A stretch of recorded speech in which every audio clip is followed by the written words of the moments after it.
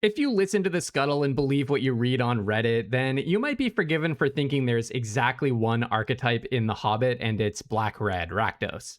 And I can kind of see why. I mean, the number of games played with black-red on 17 lands, the data aggregator, does definitely outstrip the other supported archetypes. But Rakdos is played like 1.5 times, maybe double, occasionally triple those other archetypes, and it's winning a little bit more, which really makes me think that comparisons to extremely imbalanced sets like Marvel superheroes are a little overblown, where we were seeing more than double the number of games by the best archetype compared to the second best, at a time when that archetype was winning more than 60% of the times it went up against another deck on Arena. Rakdos is just not at that level, which means that even if you feel like you've been playing against a lot of Rakdos decks and like you just have to play black-red over and over again, it's actually not that bad. So what I'm going to teach you today is how to use the other 4 official supported archetypes to go toe-to-toe with the Rakdos decks, win some games of Magic, and hopefully have more fun.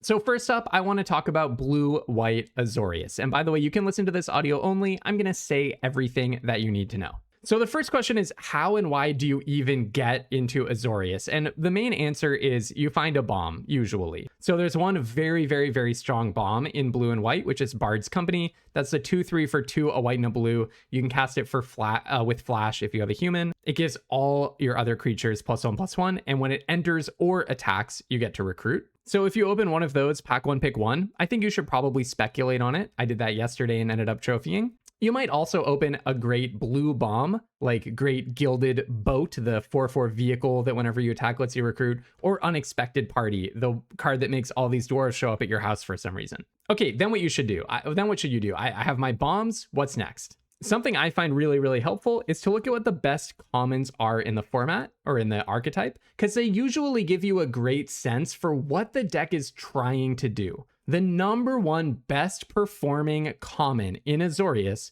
is Plunder the Trollshaws. This is 1 and a blue for an instant, draw a card, and then you can flash it back for 3 and a blue to draw 2 cards instead. And by the way, the reason I'm able to say this is because 17 lands lets you sort the data by just decks that had a certain combination of colors. So this is how Plunder the Trollshaws performs specifically in Azorius builds. The second best common in Azorius is the Patient Instructor, 2/2 for 2 and a white or blue, Vigilance when it enters recruit. The third best is Lakeshore Apothecary, a 1/2 for 1 and a blue, Vigilance when you draw your second card each turn, put a +1/+1 counter on it.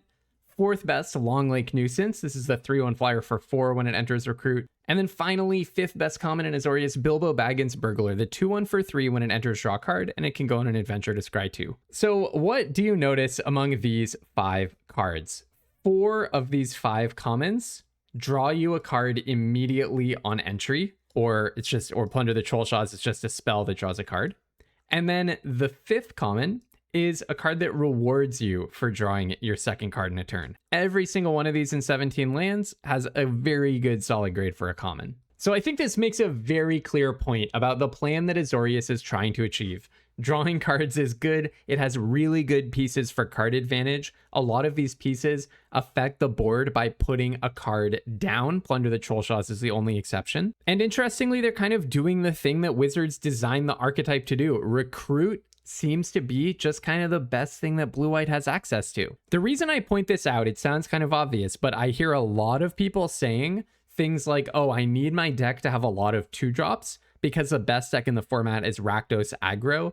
It has tons of 2-drops. So in order to not die to their 2-drops, I need to have 2-drops of my own. But check it out. There are 4 2-drops at common that blue-white has access to. Lakeshore Apothecary, Dwarven Provisioner, which is a 2/2 for 1 and a white, and it has 3 and a white creatures you control get +1/+1. Elven King's Harper, this is the 2/2 for 2 that can make something unblockable until end of turn for 5 mana. And then finally, Nori, Teller of Tales. This is the 2/2 for 1 and a red or a white. When it attacks, an attacking creature gets first strike. How are these cards doing in the set? These are the 4 common level 2-drops in blue-white. Lakeshore Apothecary, we just saw, it's awesome, B- letter grade. Dwarven Provisioner is a C. That means it's right in the middle of the distribution, neither good nor bad. Elven King's Harper and Nori, though, half of the 2-drops that this color pair has access to, are bad. They're actively bad. These are D+ level cards in the win rate data. What should we make of that? The first thing that I would say is don't just jam 2-drops into your deck because you feel like you have to. Play to the strength of the color pair. If you end up in blue-white, you want to be drawing cards, you want to be affecting the board with efficiently costed creatures and getting card advantage. You do not want to be doing a worse version of what the best deck is doing. Rakdos has these amazing 2-drops, and if it's your 2-drops as a blue-white player against their 2-drops on Rakdos, you're gonna lose every time. What I want to draw your attention to is which of these cards are synergistic with the best game plan for blue-white. Lakeshore Apothecary rewards you for drawing your second card, and we saw that all the best commons are drawing you cards. Super synergistic, and it's actually a great common. Dwarven Provisioner is medium synergistic. It's a 2/2 for 2 that buffs all of your creatures. Well, Recruit is a mechanic that goes wide. It makes tons and tons of creatures. So it's not super synergistic, but it is part of a go wide game plan, which is the best thing for the blue-white deck to be doing. So it's medium synergistic, and it's a C in the win rate data. The two bad 2-drops, Elven King's Harper and Nori Teller of Tales, have nothing to do with what blue-white is supposed to be doing. Elven King's Harper makes one creature unblockable for a huge amount of mana. That's a go tall kind of a card. It gets one big attacker through. You're trying to go wide with Recruit. You don't care about getting one little 1/1 token through. And same thing with Nori Teller of Tales, a 2/2 for 2 that gives something first strike, kind of irrelevant when you have a really wide board full of 1/1s. So you probably got pulled into Azorius because you had a really good blue-white rare, or you had a good blue rare and a good white rare, or maybe you just got a billion patient instructors and plunder the Trollshaws. But all of these are stories pretty much that encourage you to lean blue. If you look at the list of the 5 best commons in this color pair, every single one of them can be cast with blue mana. So embrace the blue part of blue-white when you're playing blue-white. And actually, intuitively, you should just be trying to do the thing. Do not get distracted with unsynergistic cards, and especially do not feel pressured to just jam 2-drops and removal into your deck because you feel like you have to. Those cards are performing pretty low in the win rate data in Azorius, especially unsynergistic 2-drops, which are a nightmare kind of filler to push into a deck that's actually all about blue synergy.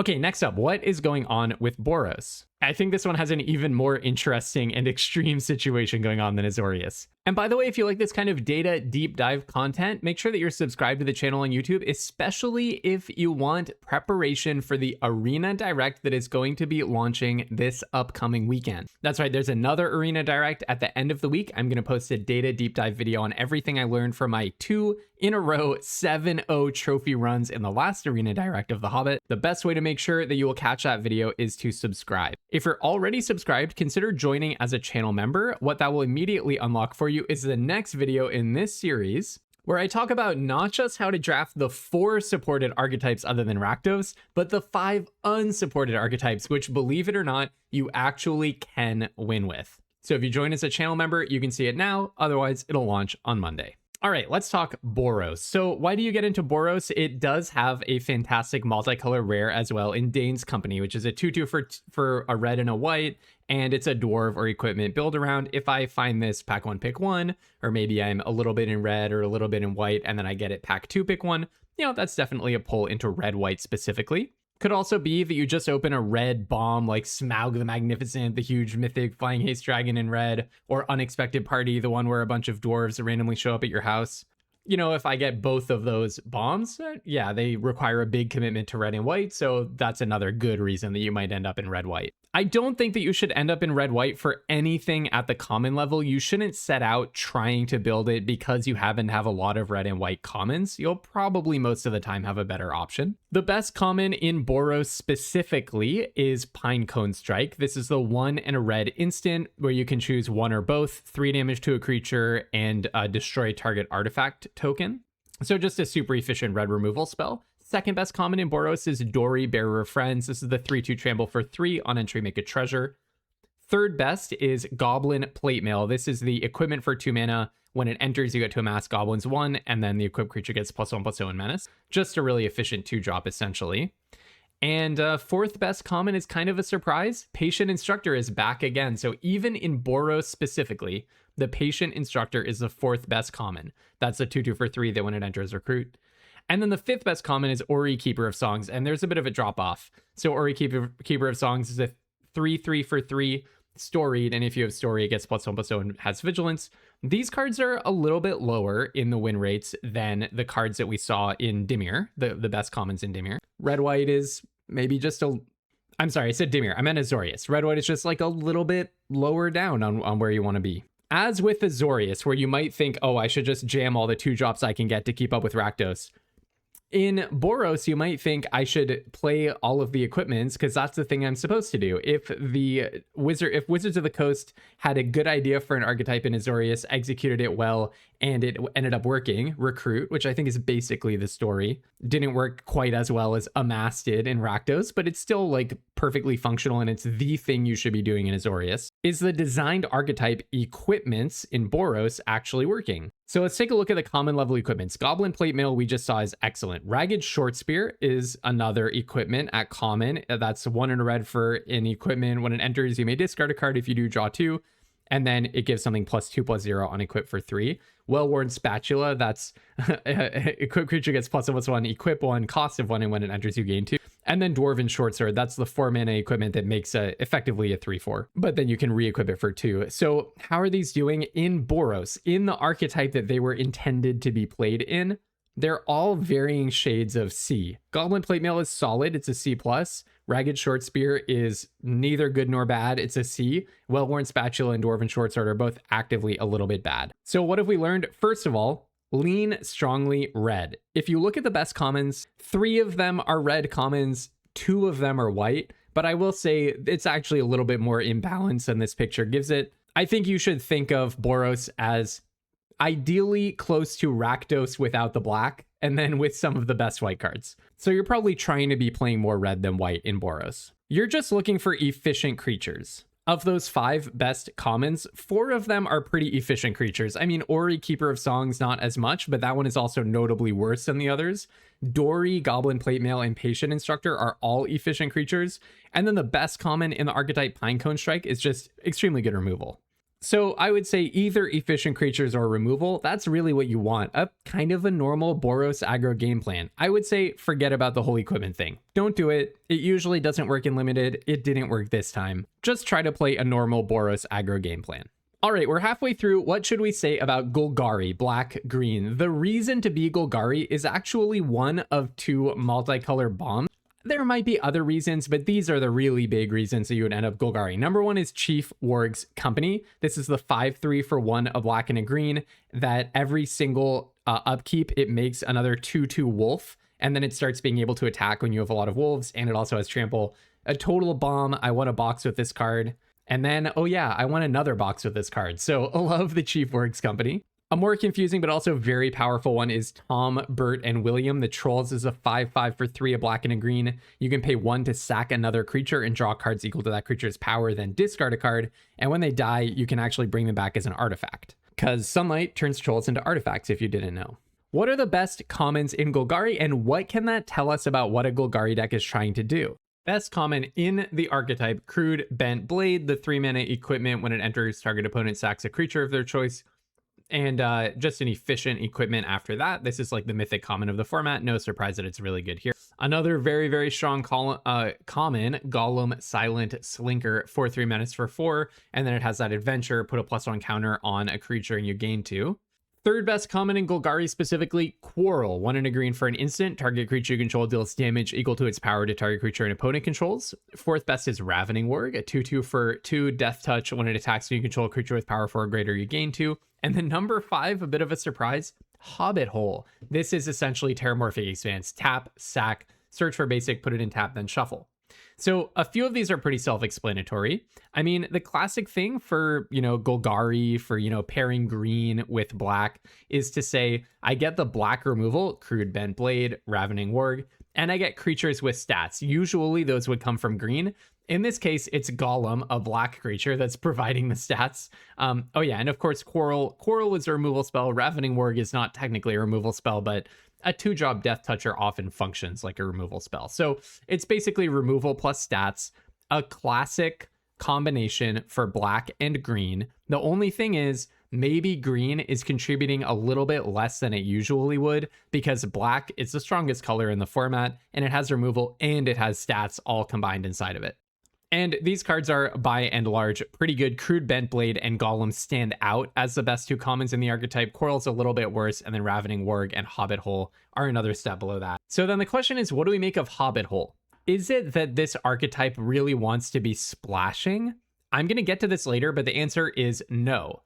This is the only archetype in the format where a dual land rises into the top 5 commons in the archetype, and yet this archetype performs much worse when you add in a big splash. So what exactly should we make of that? I think it actually points to a crucial part of the game plans, a landmine, something you need to be seriously wary about when building Golgari in this format. Check it out. This color pair has more cards with 2 mana pips of the same color than any other supported color pair in the format. I'm talking Bilbo's Deadly Slice, 1 and 2 black, destroy target creature. Troll Negotiations, 2 and 2 green, put some counters on a creature and it fights. Old Fat Spider, 4 and 2 green for a 6/7. And Golem Silent Slinker, in fact, the adventure costs a black mana, and then Golem costs a black mana. So if you draw it and you want to do both in the same turn, it effectively costs 2 black. What all of this points to me is that when you're drafting green-black in this set, you need to be really careful about your mana. You should prioritize fixing, whether it's the green-black dual land or Hobbit Hole, more than you usually would, because this color pair makes stronger demands on your mana base, even if it's just a 2-color deck. So what did we learn about Golgari? You should probably lean black. You could think of this one as Rakdos minus the red, and you're putting in a little bit of green instead. But, you know, the closer you can get to just playing black cards, probably the better it will be. Instant speed removal specifically is important. One card that we did not see that actually is a particularly bad uncommon in this color pair is Gnashing of Teeth, 1 and 2 black. Give target creature -5/-5, or give all of their creatures -1/-1. That is actually a D+, actively a bad card in this color pair, which might be very surprising. It's quite good in some other color pairs. On Monday, or right now if you're a channel member, you'll learn that in Dimir, that card is especially good. So why is it bad in Golgari? Well, notice that Quarrel especially, which is a particularly good common, is an instant speed removal spell. This color pair also gets access to Bilbo's Deadly Slice, which is just outside of the 5 best commons and an instant speed removal spell. Gnashing of Teeth is sorcery speed. I think that makes a difference. And the other difference is it has a double black pip cost. So it's sorcery and hard to cast. This just means in a lot more situations, it's going to be stuck in your hand in the important moments. So you really need to prioritize your mana working in Golgari. And once again, this is a color pair where you shouldn't worry about the thing that Wizards designed it around. The whole mana value for a greater thing. We only saw one card related to that, which was the Ravening Warg in the top 5 commons. That one's not good because of its mana value for a greater ability, probably. It's probably just good because it's a 2/2 death touch for 2, closer to removal than a creature in some cases. All right, last color pair. This one is my favorite and also the most interesting. Simic, green-blue. Simic is the color pair that you should be the most hesitant to get into of the supported color pairs. It's played about, a third to a quarter as much as Rakdos, and yet it's winning 6 percentage points less than Rakdos, even being way less contested. You know, it's playing half as much as Golgari, which we just talked about, and winning 5 percentage points less. So it's a very legitimate question. Why would I ever get into Simic? And if I do get into Simic, what am I supposed to do with it? One reason is Simic does have one of the best bombs in the format, Thranduil's Company, 2, a green and a blue for a 3/4. As long as you control another elf, you can play an extra land each turn. And Landfall, when a land you control enters, you get to put 2 +1/+1 counters on a creature, and that creature gains vigilance. So if you see a Thranduil's Company, yeah, maybe you should just play, you could lean Simic. You should try to play it no matter what you do, but it's going to be easiest to play, obviously, in Simic. However, there's comparatively small numbers of games played with Simic, so this might change if a lot more people play it, but this is very funny. The most winning card in Simic, according to 17 Lanes right now, is Celebrate the Mountain King, the white Oblivion Ring variant. So that tells you a lot about what Simic is trying to do. To show you what I mean, let's see what the 5 best commons are. Number 1, Patient Instructor, you know it, you love it, 2/2 for 3 Vigilance when it enters Recruit. Number 2, Quarrel, this is the bite spell that we just saw being really good in Golgari. Number 3, Adder Cop, this is the 2/1 for 2 Reach Death Touch. When a lane you control enters, it gets +1/+1 until end of turn. This is probably just a 2-drop that keeps you alive. Number 4 is Lake Town, the blue-white dual land. Not even the blue-green dual land. The 4th best common in blue-green is a blue-white dual land. And then number 5 is Hobbit Hole, the Terramorphic Expanse Fetch a Basic. And actually, each of these is doing pretty well in Simic specifically. So why is this so funny? Well, okay, Patient Instructor, Quarrel, Adder Cop, this is all just kind of normal stuff. But Lake Town and Hobbit Hole, these are both cards that splash. What this is showing is decks that are running Lake Town and Hobbit Hole really want to draw them. They're more likely after drawing those to win than decks that are running whatever generic green or blue creature or the intended synergy of elves and landfall.